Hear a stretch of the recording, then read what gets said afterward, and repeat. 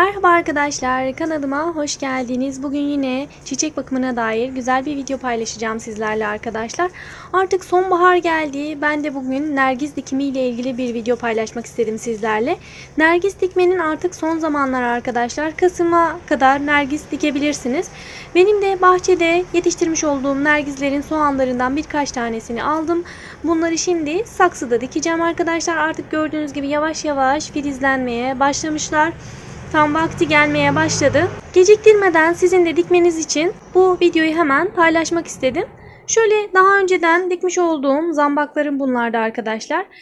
Bunlara ben herhangi bir işlem yapmıyorum. Bunu da belirteyim. Bakın saksıda bu şekilde çiçeklenmesi bittikten sonra saksıda soğanları bırakıyorum. Yine nergisleri de aynı yapabilirsiniz. Lalelere de aynı yapabilirsiniz. Çiçeklenme dönemi bittikten sonra artık böyle kurumaya başladığında sulama işlemini bırakıyoruz arkadaşlar. Daha sonra saksıda öyle kalıyor. Sonra zaten belli bir müddet sonra artık kendi kendine olmaya böyle filizlenmeye başladığında sulamaya devam ediyoruz.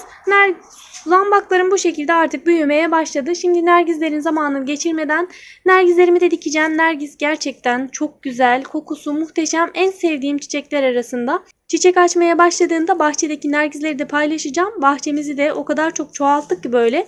Her yere diktik nergislerden. Bakın bu şekilde soğanları var. Bu soğanlar 2 tane oluyor. Bunları ayırdığınızda 2 tane, yani bir tane çiçekten 2 tane 3 tane her yıl böyle fazlalaşıyor soğanlar. Bakın mesela şunda da bu tam yetişememiş, küçük kalmış biraz.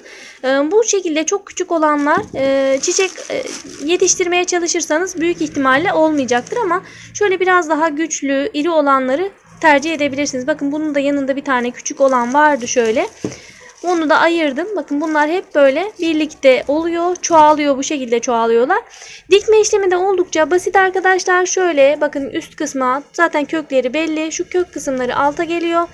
Şöyle saksıya dikiyoruz. Üzerine toprak dolduracağız.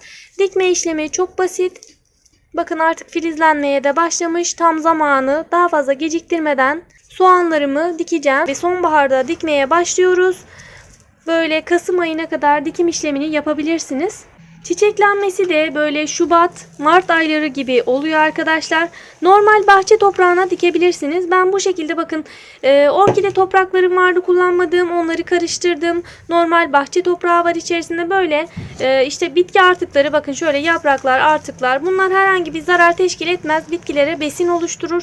Bunu bu şekilde dikebilirsiniz. Üstlerini bir miktar kapatıyoruz. Bu saksıya yaklaşık 5 tane soğan diktim ben.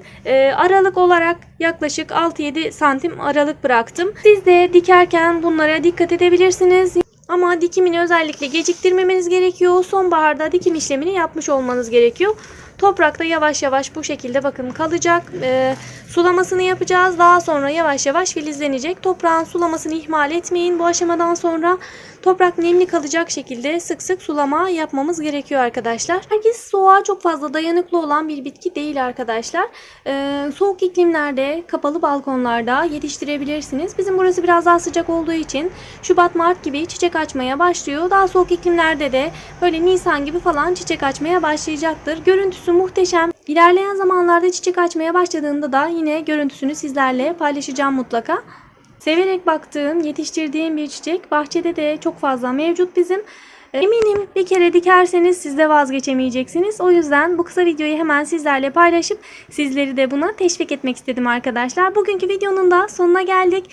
Videomun faydalı olduğunu düşünüyorsanız beğeni ile destek olabilirsiniz. İlerleyen zamanlarda gelişim aşamasında sizlerle paylaşacağım. Mutlaka beni takip edin arkadaşlar.